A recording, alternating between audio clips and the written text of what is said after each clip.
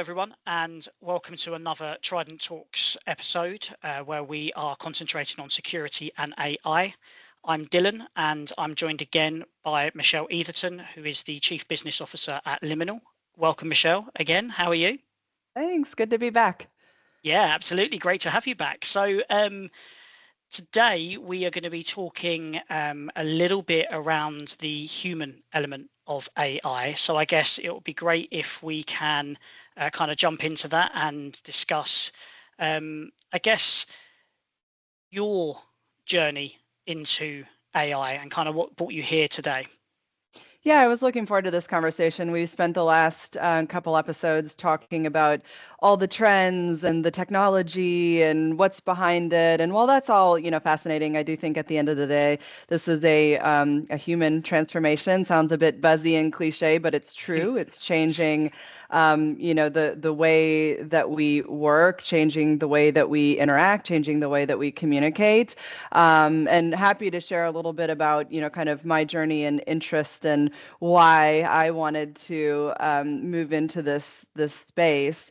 Um, we talked on the first episode a little bit about my path and journey and my career, and I think of that journey over the last 20 plus years. I hesitate to say that number out loud, but yes, 20 plus years ago when my career began. And it feels like we kind of move in these like almost like decade chunks of these big technology trends that come to bear. When I joined the workforce, it was, virtualization and blade servers, and Y2K had just happened. And there was a lot going on in that realm. And shortly thereafter, SaaS everything, cloud, and that was kind of the next big wave. And then there have been some other pieces in there from blockchain. I spent some time in blockchain and certainly data and analytics, and of course then the big one, digital transformation. And I think digital transformation is an interesting one to think about in parallel to what's happening with AI.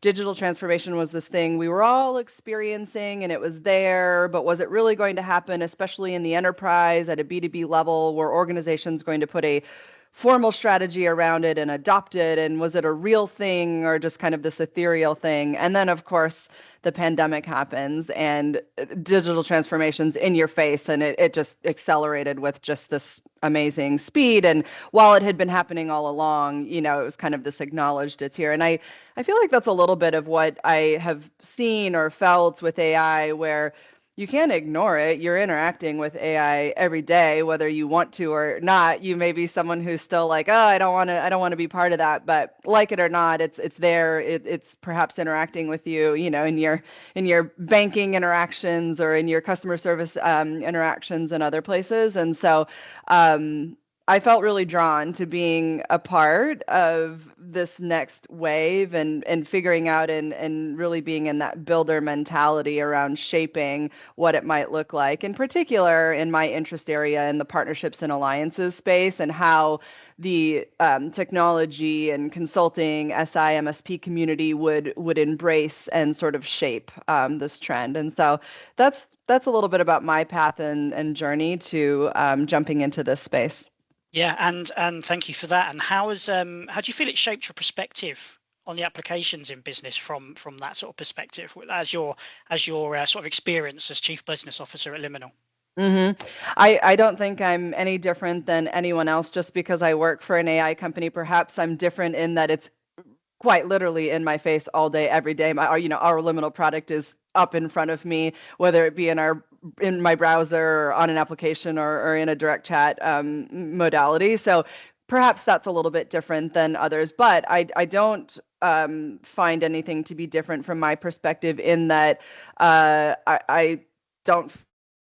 I'm learning every day. I'm testing things. I'm figuring out what I like and don't like. I'm finding things that I don't want to use with AI as much, whereas I'm leaning in other areas. And so I think that's most everyone's path is to just kind of get started and start figuring out what are those things that you do in your day, all day, every day, that feel a little repetitive, or that feel a little bit like, oh, I keep putting this off because it's just like tedious. And what would it look like if I entered, if I entered into the world of AI for some of those tasks? And so I think it's just shifted my mindset to think about it first, think about where it works, experiment with it. In some areas, go deeper because it is interesting what's coming back. And then in other areas, say, nah, this isn't going to work for it, and to put it aside. And so we're using it in so many different capacities in the go-to-market side of our business and the technical side. But really, I think how it's shaped me personally has been experiment, have a couple of those aha moments, and then start to have that AI first mentality of, what, try it there first, see how it works, experiment, and then decide from there if it's a repeatable use case. Yeah, I guess it comes down to that human nature of exploration, right? We, we Mm-hmm. we sort of naturally want to explore things and go and find out new things and learn and whatever else, and that kind of gets to me that seems to me that you've had that sort of exploration journey into the world of AI, which is great. So I think there's a lot of buzz around generative AI. It can be challenging to discern kind of what's real from the hype, I suppose. In your experience, what are some of the sort of misconceptions that people have about generative AI in the enterprise, and what do you believe are the most impactful sort of realistic uses when it comes to it? Yeah. I mean, I think, yeah, lots of buzz, lots of hype. I think the only words that I hear on calls these days are agentic workflows and agents, and what does that mean? And I think if you're novice to it, that feels really fancy and feels really unapproachable. And so there's a lot of that, just kind of natural buzzword stuff happening. The agentic workflow stuff is essentially getting to a place where it's reasoning for you. You do, it's been built with underlying data, and you're not having to feed it all the time. It kind of knows what to do, versus, prior to that, we were in more of, and still a great use case for assistance, where you feed it the data and it holds some things, and then it just kind of assists you, but you're still having to, work with it, interact with it. And so yeah, as far as like the, kind of the hype and the what's real, I think what's real is people are using it. And so in the B2B space, anyone who thinks that employees aren't accessing it, no way. I liken it to that silly adage of, my grandfather used to walk both ways uphill in the snow with no shoes to school. And why, like, you're so, not tough enough. Why don't you have that grit? Well, why in the world would you try to do all these tasks on your own when you have a tool that's there? Why wouldn't you save yourself for the more high value work that comes around it? So I certainly think from a hype perspective, there are still audiences or folks that think that it's not happening, or it's just a fad and it's going to go away. And I don't believe that. I think that it's real in that regard.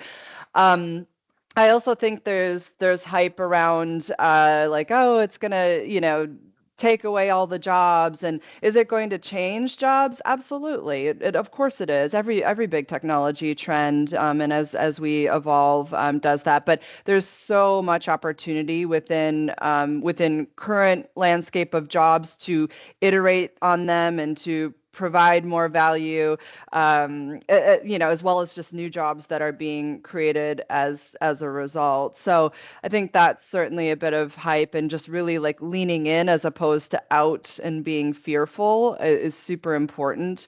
Um, and you asked about, kind of the use cases. I do really think it's a just get started message, which we've talked about on other episodes. It's just take something like summarization, take something like, content creation. I've never used something that's come out of a model just as it is, copy paste. Like there's always like reprompting or some finessing, or certainly just taking it into my own document and then rejiggering things from there. But I think that the use case would really just be certainly around content and writing and structures and frameworks.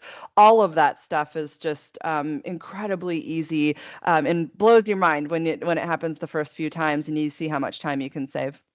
Yeah, absolutely. I mean, on that sort of practical applications piece that you kind of just discussed there, it'd be great if you could share, I guess, some specific examples of how your Yeah. team and how guys at Liminal are using generative AI to sort of drive revenue or enhance operations where you are. Kind of what have you found to be particularly effective for AI, and are there areas where human oversight is still essential on the AI piece?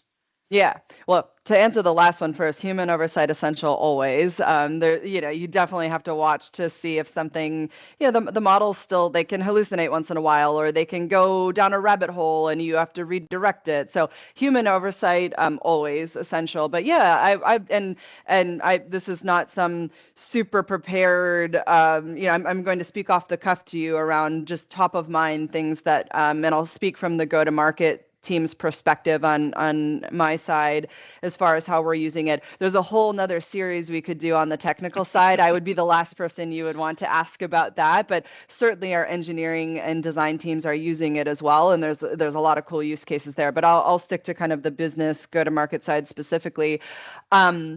I talked already about the content side. Certainly, when I'm doing summarization of meeting notes, or wanting to put together some sort of, I have an offsite coming up and I want to build a framework, and I have bullets and ideas around it, but I want to kind of think about how much time should be spent on each thing and how to go deeper on these different bullet areas.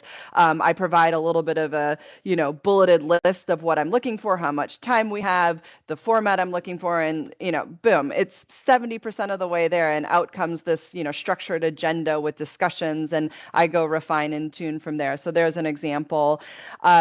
Sales team is absolutely using AI for account research, competitive landscape research, call preparation, what's in the news, what's happening with this company or this partner I'm about to talk to. So tons of use cases on the sales side as it relates to preparedness that used to take hours, to do.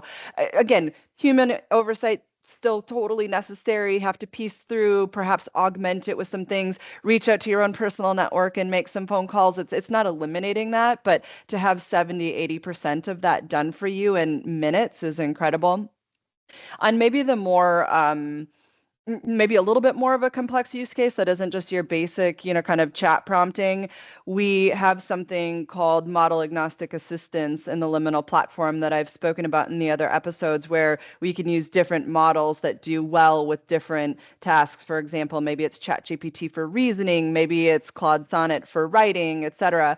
And one way that I've used it personally is, I do a lot of, it's a startup, I wear a lot of hats, and one of the primary areas that I'm responsible for and I've taken ownership over is our legal contract setup. So our foundational legal agreements, like our customer agreement, addendums that go on to it, like our data privacy addendums,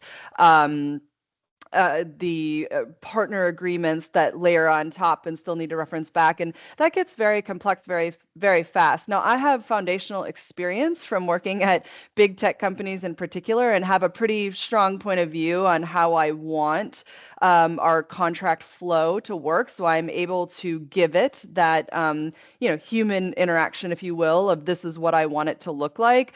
But I have an assistant where I've loaded all of our agreements. I've prompted with the assistant. I've told it how they interact with each other.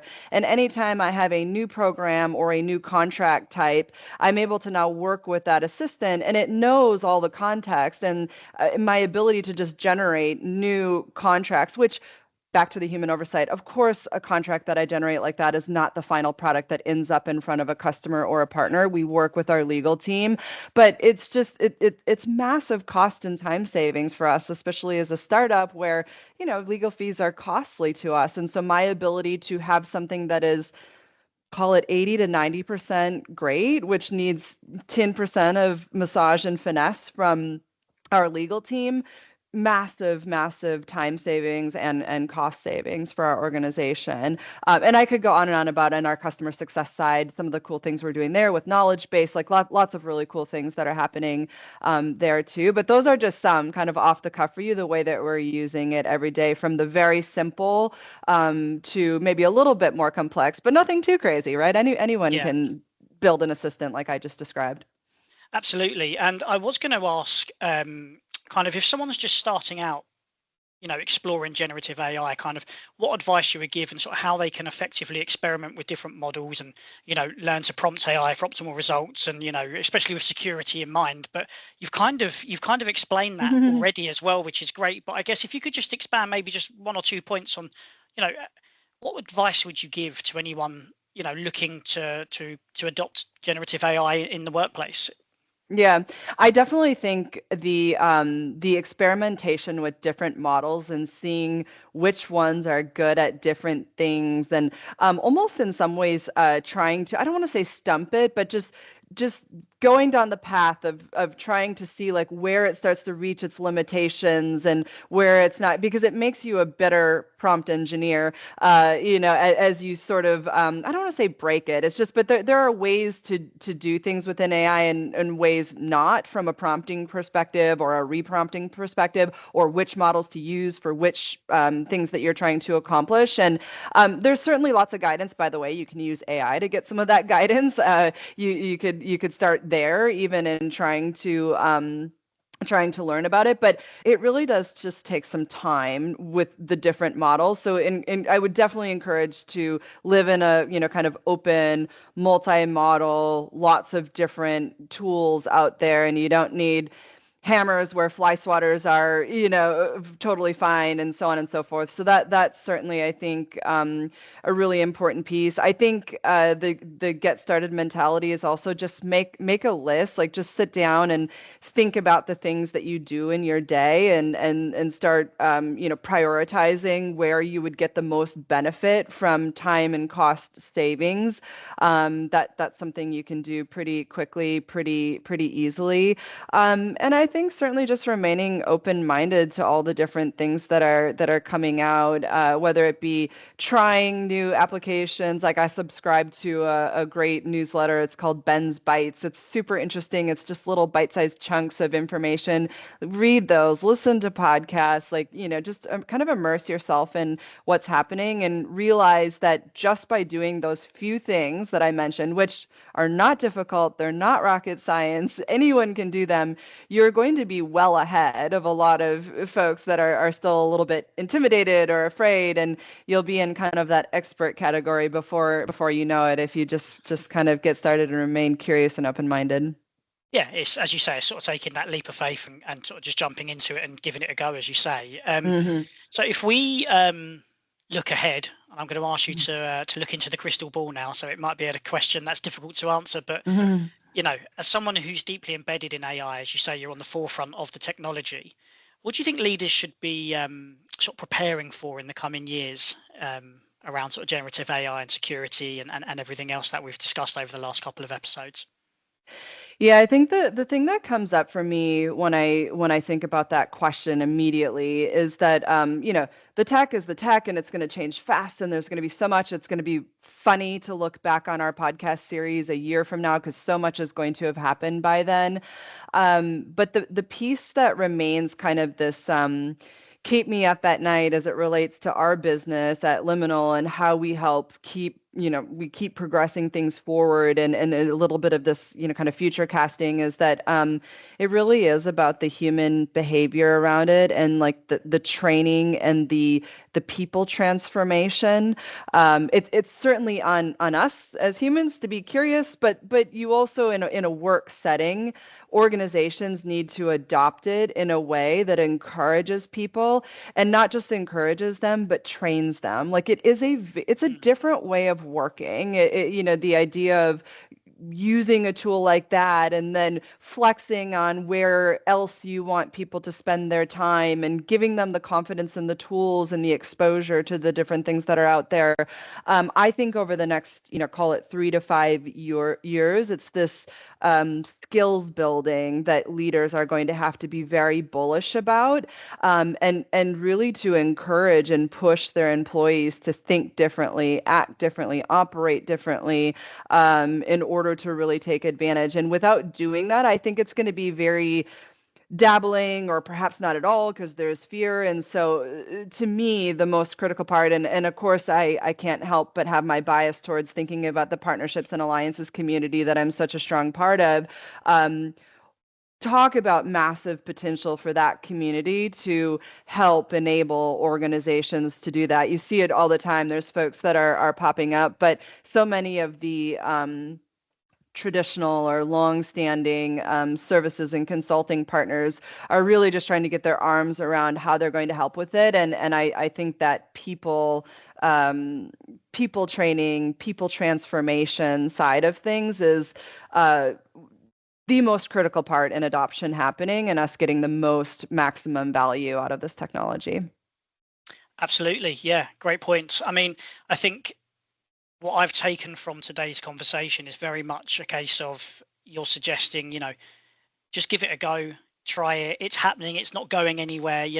Kind of cut through all the noise and actually just listen to the people like yourselves and Liminal and who are in the thick of it and in the middle of the eye of the storm and kind of just give it a go.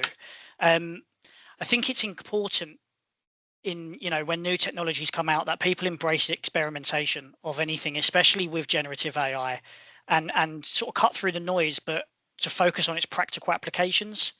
So yeah, it's been super interesting, the conversation as usual. Michelle, thank you so much for joining us, and it would be great if anyone who listens and watches this, if we can get some feedback on the podcast and the 3 that we've recorded. But yeah, thank you so much for joining me again. It's been super interesting. I consistently learn a lot about Gen AI and Liminal and what you guys do and how you're impacting the world. And yeah, hopefully we get a chance to maybe set up another series as well. Awesome. Yeah, thanks for having me. It's been great.